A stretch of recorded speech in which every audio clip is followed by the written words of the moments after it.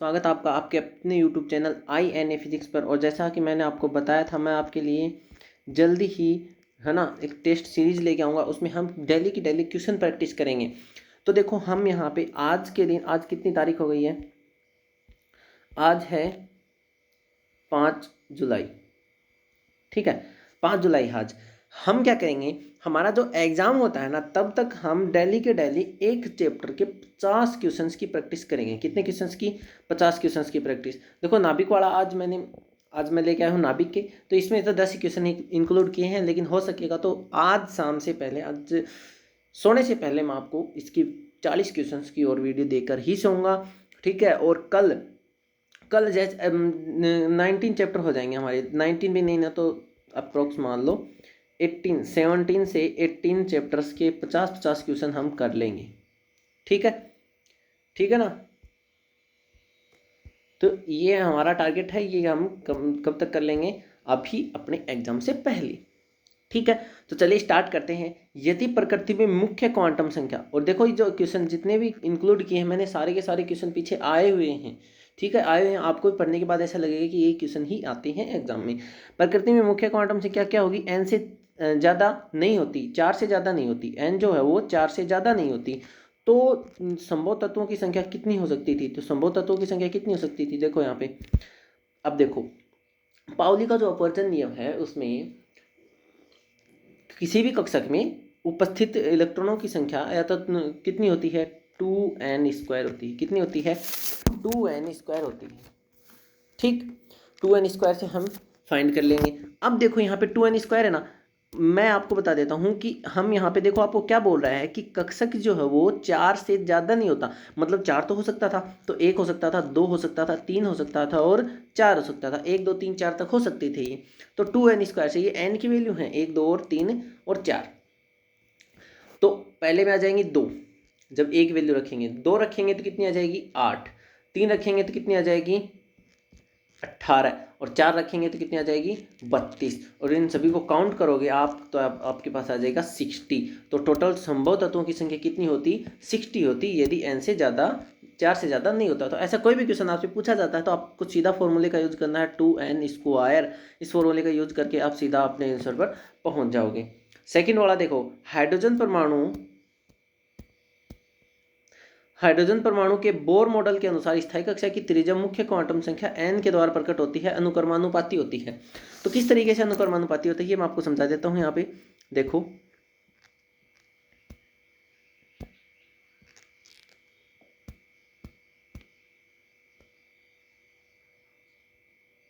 देखो क्या बोल रहा है, Rn जो बोर मॉडल के अनुसार जो त्रिज्या होती है वो कितनी होती है? 0.53। कितना होता है? 0.53 n² बट्टे जेड एंगस्ट्रॉम। जेड यहाँ पे क्या है? परमाणु का क्रमांक, और n है क्या है? क्वांटम संख्या। ठीक है, तो ये होती है बोर के अनुसार किसी भी कक्षा में इलेक्ट्रॉन की त्रिज्या का मान होता है। यहाँ पे एन रख सकते हो आप, कौन सी कक्षा है उसकी, और जेड रख सकते हो आप, वैल्यू किसकी? परमाणु क्रमांक की। तो इस तरीके से आप उसको फाइंड कर सकते हो। तो n² के देखो क्या है, सीधा हमको क्या दिख रहा है? समानुपाती दिख रहा है। n² की क्या है? समानुपाती है। तो इनमें से देखो क्या ये पूछ रहा है, अनुक्रमानुपाती का मतलब भी क्या होता है? समानुपाती होता है। क्या मतलब होता है? समानुपाती होता है। अनुक्रमानुपाती का मतलब भी। तो समानुपाती किसके हैं? n² के समानुपाती है। यहाँ पे किसके समानुपाती है? n² के। तो n² के समानुपाती है, तो हमारा कौन सा ऑप्शन सही हो जाएगा? ये वाला, डी ऑप्शन सही हो जाएगा। देखो ये जो लगा हुआ है ये ऐसे है, इसका मतलब है कि इसकी पावर कितनी है? n की पावर 2 है। इसमें कंफ्यूज मत होना आप, ठीक है। तो इसका कौन सा ऑप्शन सही हो जाएगा? चौथा ऑप्शन, डी ऑप्शन इसका राइट हो जाएगा। थर्ड पे आता है, देखो हाइड्रोजन परमाणु nवीं कक्षा की ऊर्जा En, nवीं कक्षा की ऊर्जा दे रखी है -13.6 अपॉन में n² इलेक्ट्रॉन वोल्ट। ये दे रखी nवीं कक्षा की ऊर्जा। अब आपको बोल रहा है कि देखो, n इलेक्ट्रॉन को प्रथम कक्षा से दूसरी कक्षा में भेजने के लिए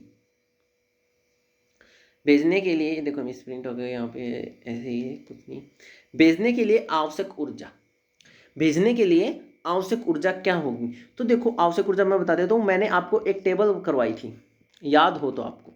आपको एक टेबल करवाई थी मैंने, उसमें लिखा था कि प्रथम के लिए कितनी थी 13.6 -13.6, सेकंड के लिए कितनी थी -3.4, ठीक है। थर्ड के लिए कितनी थी -1.51, और फोर्थ के लिए कितनी थी 0.85, और लास्ट के लिए कितनी थी 0। ऐसे मैंने करवाई थी आपको, ठीक है। ये अनंत के लिए थी 0, ठीक है ना। अनंत के लिए कितना था 0। तो प्रथम से दूसरी में जा रहा है, एक से दूसरी में जा रहा है, तो इनका तो हमें को डिस्कस करना नहीं है, इन तीनों को तो छोड़ो आप।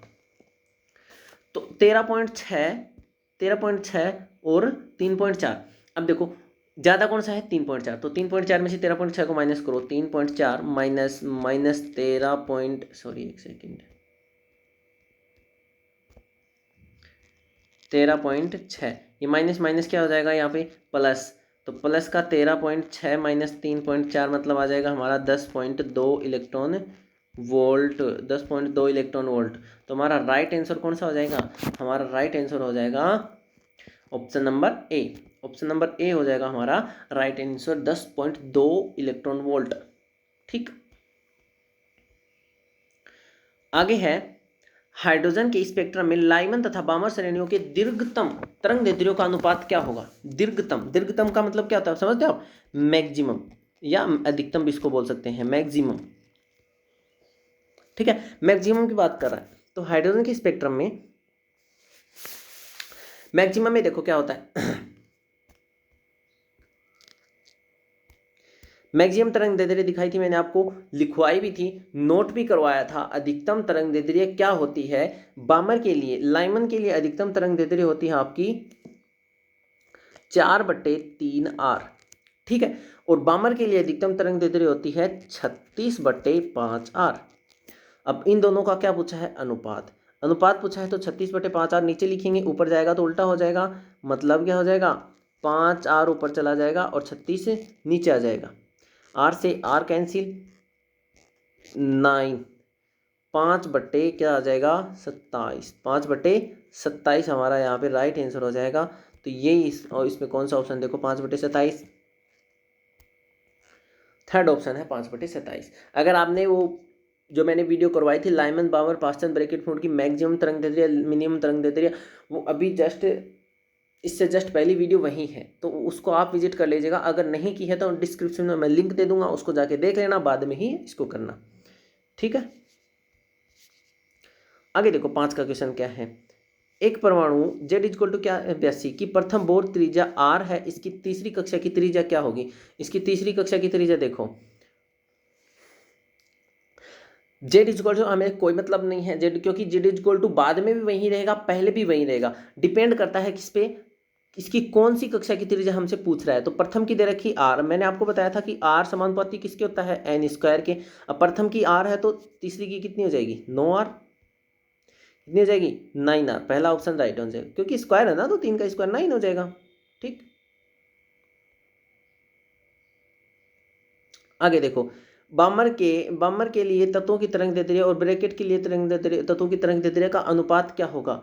बामर के लिए तरंग दैर्ध्य और ब्रैकेट के लिए तरंग दैर्ध्य का अनुपात, तो यहाँ पे जो हमसे अनुपात पूछ रहा है ना, ये हमसे अनुपात पूछ रहा है मैक्सिमम तरंग दैर्ध्य का। तो बामर के लिए मैक्सिमम क्या होती है 36/5R, 36/5R, और ब्रैकेट के लिए मैक्सिमम क्या होती है 400/9R।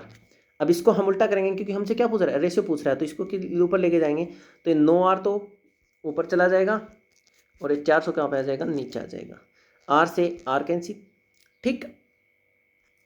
कंप्लीट को सॉल्यूशन करेंगे, आप इसको सॉल्यूशन करके देखना, सॉल्यूशन करोगे तो आपके पास आंसर आ जाएगा इसका 0.162, 0.162, 0.162, 0.162। देख लो इसमें कौन सा ऑप्शन है, सेकंड ऑप्शन आपका राइट हो जाएगा यहाँ पे, ये वाला, ठीक है ना। कैलकुलेशन आप कर लेना, ठीक। आगे देखो निम्न में से कौन सी स्पेक्ट्रम की दृश्य क्षेत्र में होती है, कौन सी स्पेक्ट्रम की श्रेणी दृश्य क्षेत्र में। तो मैंने बताया था आपको लाइमन के लिए मैंने बताया था LP, L का मतलब होता है लाइमन, P का होता है पैराबैंगनी, ठीक है। फिर होता था BD बताया था मैंने, B का मतलब होता है बामर और D का मतलब होता है दृश्य, ठीक है, उसका मतलब था बामर। तो दृश्य क्षेत्र में कौन सी आई, दृश्य क्षेत्र में हमारी है बामर, और पास्चन, ब्रैकेट और फुंड, ये तीनों जो होती हैं, ये तीनों होती हैं अवरक्त में। किसमें होती हैं, अवरक्त क्षेत्र में, ठीक है ना, ये तीनों अवरक्त में होती है।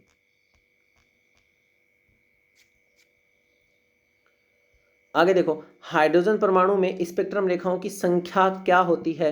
तो हाइड्रोजन परमाणु में स्पेक्ट्रम रेखाओं की संख्या क्या होती है, आप इसको हमेशा के लिए ही याद रख लो, कितनी होती है, अनंत होती है। हाइड्रोजन परमाणु में स्पेक्ट्रम रेखाओं की संख्या क्या होती है, अनंत होती है, हमेशा इसको याद रख लेना, ठीक है। हाइड्रोजन परमाणु में स्पेक्ट्रम रेखाओं की संख्या क्या होती है, अनंत होती है।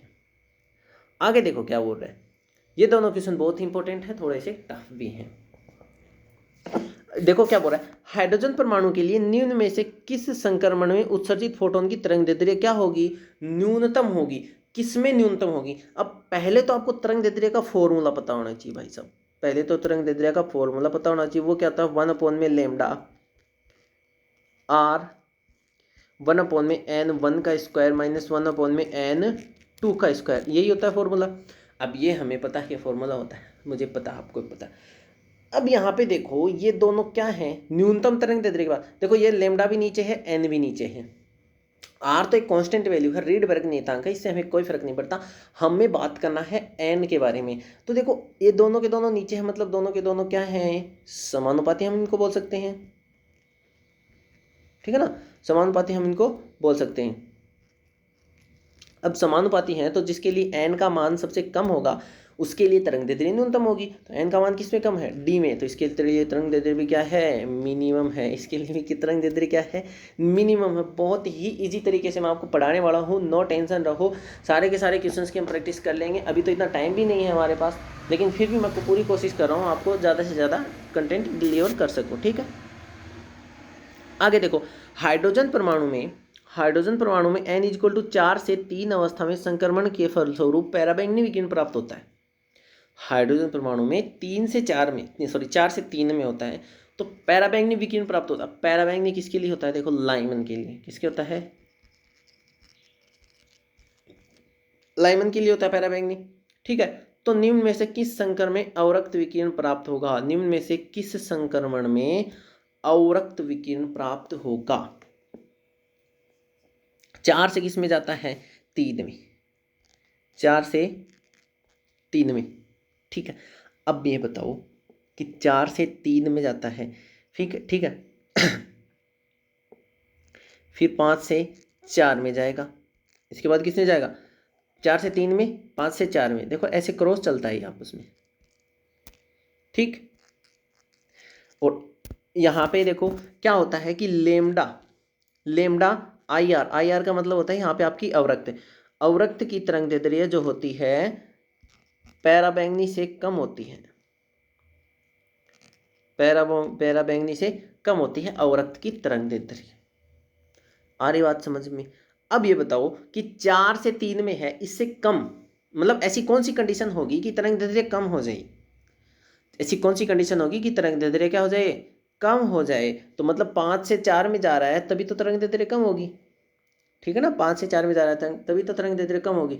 तो इसका राइट आंसर क्या हो जाएगा हमारा, 5 से 4 में। इसका राइट आंसर हो जाएगा हमारा 5 से 4, ठीक है। तो ये थे आज के हमारे 10 मोस्ट इंपॉर्टेंट क्वेश्चन। अगर आप इनकी पीडीएफ चाहते हैं तो टेलीग्राम चैनल को ज्वाइन कर लेना, वहाँ पे आपको इनकी पीडीएफ मिल जाएगी, वहाँ से आप इन क्वेश्चंस को सोल्व कर सकते हैं, ठीक है। सॉल्यूशन मैंने आपको पढ़ा दिया है, सॉल्यूशन देखने के लिए आपको वीडियो देखनी पड़ेगी और क्वेश्चंस के लिए आप पीडीएफ डाउनलोड कर सकते हैं, ठीक है। थैंक यू, धन्यवाद।